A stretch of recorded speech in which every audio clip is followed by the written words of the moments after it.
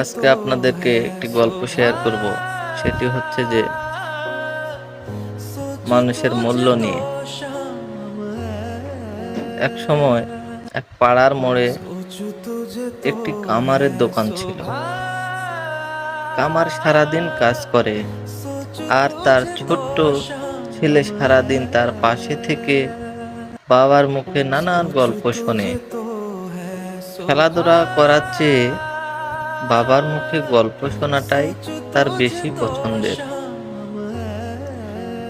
এরকমই একদিন সেই ছোট্ট বাচ্চাটি তার বাবাকে জিজ্ঞেস করল, এই পৃথিবীতে সবকিছুরই মূল্য আছে, তাহলে মানুষের মূল্য কত?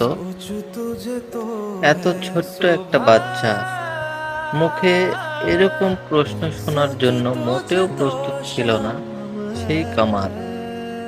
কিছুটা থমকে গিয়ে তিনি উত্তর দিলেন, বাবা, মানুষের মূল্য নির্ধারণ করা যায় না। একজন মানুষের মূল্য নির্ধারণ করা খুবই কঠিন কাজ। বাবা, ছেলেটিকে পৃথিবীতে তো অনেক রকম মানুষ আছে, তাহলে কারো মূল্য কি তাহলে নির্ধারণ করা যাবে না? পিতা বলল, না, সম্ভব নয়। বাচ্চাটি কিছুই বুঝল না। সে আবার তার বাবাকে জিজ্ঞাসা করল, মানুষের যদি মূল্যই না থাকে, তাহলে এই পৃথিবীতে কেন কেউ ধনী, কেউ গরিব? কেন কেউ বেশি সম্মান পায় আর কেউ কম সম্মান পায়? বাবা ভাবলেন, ছেলেকে বলে বোঝানো যাবে না, তাই তাকে একটি উদাহরণ দিয়ে বোঝাতে হবে। বাবা বললেন, ওই যে ওইখানে লোহার রডটা পড়ে রয়েছে, সেটা নিয়ে এসো। বাচ্চাটি গিয়ে লোহার রডটা নিয়ে আসতে বাবা প্রশ্ন করলেন, বলো তো, এই রডটার দাম কত হতে পারে?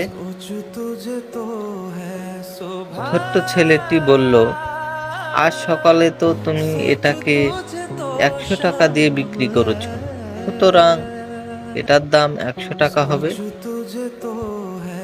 বাবা বলল, আমি যদি এই রডটা থেকে 5টা কাস্তে বানিয়ে দিই, তাহলে এর থেকে আমি কত টাকা পাবো? ছেলে বলল, বাবা, একটা কাস্তের দাম 50 টাকা, তাহলে 5টা কাস্তের দাম 250 টাকা হবে। বাবা বলল, এবার যদি রডটা থেকে আমি নানান রকম মেশিনারি, ক্ষুদ্র ক্ষুদ্র জিনিস বানিয়ে ফেলি, তাহলে কি হবে? ছেলে বলল, তাহলে তো এটা থেকে আরো অনেক টাকা পাওয়া যাবে, কারণ মেশিনারি জিনিসের দাম তো অনেক বেশি বাবা। এরপর বাবা ছেলেকে বোঝালেন, যেভাবে লোহার রডটির পরিবর্তনের সাথে সাথে তার মূল্যরও পরিবর্তন হচ্ছে, ঠিক সেভাবেই মানুষের মূল্যেরও নির্ধারণ হয়।